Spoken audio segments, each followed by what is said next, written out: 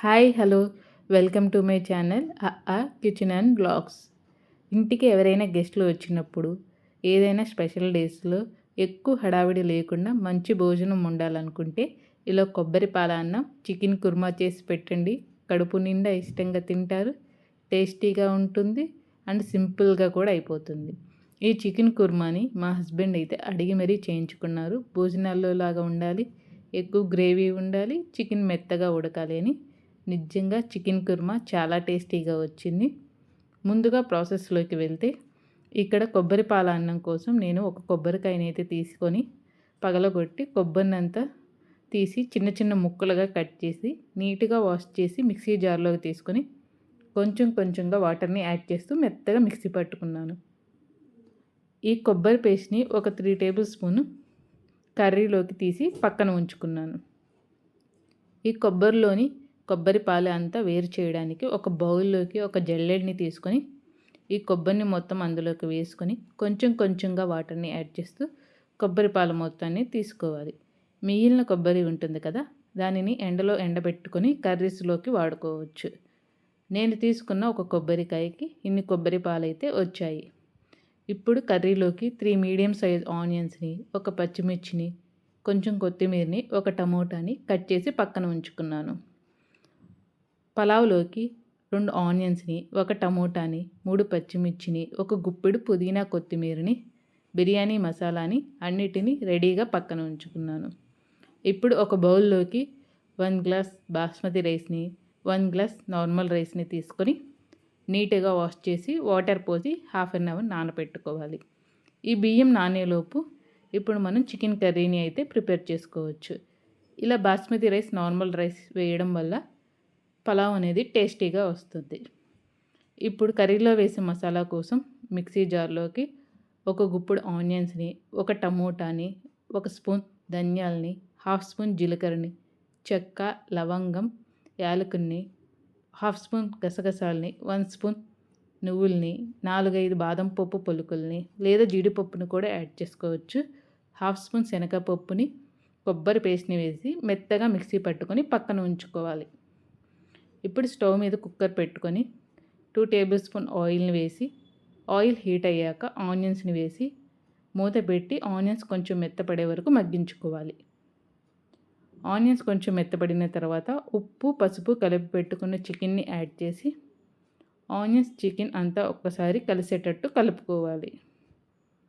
ఇలా మొత్తం అంతా ఒక్కసారి కలుపుకున్న తర్వాత మూత పెట్టి చికెన్లోని వాటర్ అంతా ఇంకే వరకు మగ్గించుకోవాలి.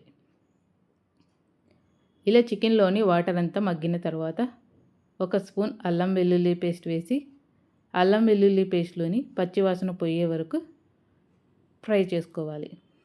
మనం ప్రిపేర్ చేసి పెట్టుకున్న మసాలాని కూడా ఇందులోకి యాడ్ చేసి మసాలా అంతా చికెన్కి పట్టేటట్టు ఒక 2 మినిట్స్ పాటు కలుపుకోవాలి.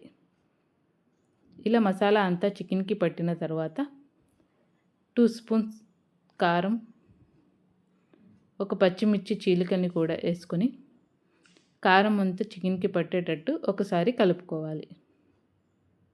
ఇలా కారం అంతా చికెన్కి పట్టిన తర్వాత కొంచెం కరివేపాకును కూడా యాడ్ చేసి 1 గ్లాస్ వాటర్ని కూడా వేసి కుక్కర్ చుట్టుపక్కల ఏమీ లేకుండా నీట్గా అంతా ఒకసారి కలుపుకోవాలి. ఇలా కలుపుకొని కుక్కర్ మూత పెట్టి 6 to 7 విజిల్స్ రానిచ్చుకోవాలి. ఇప్పుడు కుక్కర్లోని ఆవిరి పోయిన తర్వాత మళ్ళీ స్టవ్ మీద పెట్టుకొని ఉప్పు, కారం సరిపోయినాయో లేవో చూసుకొని అవసరమైతే కొంచెం ఉప్పుని, 1/2 స్పూన్ గరం మసాలాని యాడ్ చేసి మొత్తం అంతా ఒకసారి కలుపుకోవాలి. ఇలా ఒక 2 మినిట్స్ మగ్గిన తర్వాత కొంచెం కొత్తిమీరని కూడా యాడ్ చేసుకొని గ్రేవీ కన్సిస్టెన్సీ చూసుకొని చూడండి, గ్రేవీ కన్సిస్టెన్సీ ఈ విధంగా ఉంటే సరిపోతుంది. కొంచెం కూల్ అయిన తర్వాత ఇంకా దగ్గరకు వస్తుంది. ఇలా గ్రేవీ కన్సిస్టెన్సీ వచ్చిన తర్వాత స్టవ్ ఆఫ్ చేసుకుంటే ఎంతో టేస్టీగా ఉండే చికెన్ కుర్మా రెడీ. ఇప్పుడు కొబ్బరి పాల అన్నం కోసం స్టవ్ మీద ఏదైనా మందపాటి గిన్నెని కానీ బాండీని కానీ తీసుకొని 1 స్పూన్ నెయ్యిని, 2 టేబుల్ స్పూన్ ఆయిల్ని యాడ్ చేసి ఆయిల్ హీట్ అయ్యాక బిర్యానీ దినుసులను వేసి ఒక 1 మినిట్ పాటు ఫ్రై చేసుకోవాలి. ఇప్పుడు సన్నగా తరుక్కున్న ఆనియన్స్ని కూడా వేసి మొత్తం అంతా కలుపుకుంటూ ఆనియన్స్ కొంచెం కలర్ చేంజ్ అయ్యే వరకు ఫ్రై చేసుకోవాలి. ఇలా ఆనియన్స్ కొంచెం కలర్ చేంజ్ అయిన తర్వాత మనం కట్ చేసి పెట్టుకున్న పచ్చిమిర్చిని, టమోటాని కూడా యాడ్ చేసుకొని ఒకసారి కలుపుకోవాలి. ఇలా కలుపుకొని మూత పెట్టి టమోటా సాఫ్ట్ అయ్యే వరకు మగ్గించుకోవాలి. ఇప్పుడు మూత తీసి మొత్తం ఒకసారి కలుపుకోవాలి. చూడండి టమోటా కొంచెం సాఫ్ట్ అయింది కదా. ఏదైనా కొంచెం ముక్కల్లాగా అనిపిస్తే గరిటెతోని స్మాష్ చేసుకోండి. ఇలా టమోటా కొంచెం సాఫ్ట్ అయిన తర్వాత ఒక స్పూన్ అల్లం వెల్లుల్లి పేస్ట్ వేసి పచ్చివాసన పోయే వరకు ఫ్రై చేసుకోవాలి. మనం కర్రీలోకి చేసిన మసాలాని ఇందులో 2 స్పూన్స్ యాడ్ చేసుకుంటే పలావ్ టేస్టీగా వస్తుంది. మసాలా అంతా ఒక్కసారి 1 మినిట్ పాటు పచ్చివాసన పోయే వరకు ఫ్రై చేసుకోవాలి. ఇలా మసాలా అంతా ఫ్రై అయిన తర్వాత ఒక గుప్పెడు పుదీనాని, ఒక గుప్పెడు కొత్తిమీరని వేసుకొని మొత్తం అంతా ఒక్కసారి కలుపుకోవాలి. పుదీనా కొత్తిమీర కొంచెం సాఫ్ట్ అయిన తర్వాత మనం 1 glass basmati rice, 1 glass normal rice తీసుకున్నాం కదా. బాస్మతి రైస్కి 1.5 గ్లాస్ వాటర్ని, నార్మల్ రైస్కి 2 గ్లాసెస్ ఆఫ్ వాటర్ని, మొత్తం 3.5 గ్లాస్ వాటర్ని అయితే తీసుకోవాలి. ఇక్కడ కొబ్బరి పాలతో చేస్తున్నాం కదా. నేను తీసుకున్న కొబ్బరికి 2 గ్లాసెస్ ఆఫ్ కొబ్బరి పాలు అయితే వచ్చాయి. 1.5 గ్లాస్ వాటర్ని అయితే యాడ్ చేసుకుంటున్నాను. మొత్తం 3.5 గ్లాస్ అయితే యాడ్ చేసుకున్నాను. ఇలా కొబ్బరి పాలని యాడ్ చేసిన తర్వాత రుచికి సరిపడిన ఉప్పు, కొంచెం ఉప్పు ఎక్కువగానే వేసుకోవాలి, రైస్ వేస్తాం కాబట్టి. ఇలా ఉప్పు వేసిన తర్వాత మొత్తం అంతా ఒకసారి కలుపుకొని మూత పెట్టి ఒక పొంగు వచ్చే వరకు ఉడికించుకోవాలి. ఇలా పొంగు వచ్చినప్పుడు మన రైస్లోని వాటర్ అంతా వంపుకొని, వాటర్ ఏమి లేకుండా రైస్ మొత్తాన్ని ఇందులోకి యాడ్ చేసుకోవాలి. రైస్ని యాడ్ చేసిన తర్వాత మొత్తం ఒక్కసారి కలుపుకొని మూత పెట్టి 10 మినిట్స్ మంటని మీడియం ఫ్లేమ్లో పెట్టి ఉడికించుకోవాలి. 10 మినిట్స్ తర్వాత మూత తీసి చూస్తే చూడండి వాటర్ అనేవి కొంచెం ఎగిరినాయి కదా. ఇక్కడ హాఫ్ బద్ద నిమ్మరసాన్ని యాడ్ చేసుకోవాలి. ఇలా నిమ్మరసాన్ని యాడ్ చేయడం వల్ల టేస్ట్ అనేది బ్యాలెన్స్ అవుతుంది అండ్ రైస్ కూడా పొడి పొడిలాడుతూ వస్తుంది.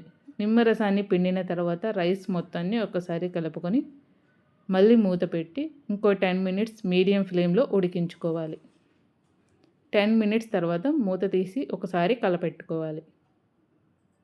చూడండి రైస్ అనేది ఇంకా ఉడకాలి. వాటర్ అనేవి అయిపోయినాయి కదా. ఏమీ కంగారు పడాల్సిన అవసరం లేదు. ఇక్కడ ఒక 2 స్పూన్స్ వాటర్ని అయితే యాడ్ చేసుకోవచ్చు, ఏం అవ్వదు. ఇలా వాటర్ని అంతా యాడ్ చేసుకున్న తర్వాత రైస్ని అంతా ఒక్కసారి సెట్ చేసుకోవాలి. ఇలా సెట్ చేసి మూత పెట్టి మంటని లో ఫ్లేమ్లోకి టర్న్ చేసి ఇంకో 5 మినిట్స్ ఉడికించుకోవాలి. 5 మినిట్స్ తర్వాత మూత తీసి చూస్తే చూడండి ఆల్మోస్ట్ రైస్ అనేది ఉడికిపోయింది. ఇప్పుడు రైస్ అంతా ఒకసారి కలుపుకొని లాస్ట్లో కొంచెం కొత్తిమీరని వేసి స్టవ్ ఆఫ్ చేసి మూత పెట్టి ఒక 5 మినిట్స్ కలపకుండా ఉంచితే రైస్ అనేది పర్ఫెక్ట్గా ఉడికిపోతుంది. చూడండి ఇప్పుడు ఒక 5 మినిట్స్ తర్వాత మూత తీసి చూస్తే పలావ్ అనేది పొడి పొడిలాడుతూ చాలా పర్ఫెక్ట్గా వచ్చింది. అండ్ చికెన్ గ్రేవీ కూడా కొంచెం కూల్ అయిన తర్వాత కొంచెం దగ్గర పడి సూపర్ టేస్టీగా వచ్చింది. మీరు కూడా ట్రై చేసి ఎలా వచ్చిందో కామెంట్ సెక్షన్లో కామెంట్ చేయండి. అండ్ ఎవరైనా నా ఛానల్ని కొత్తగా చూస్తుంటే please do subscribe my channel.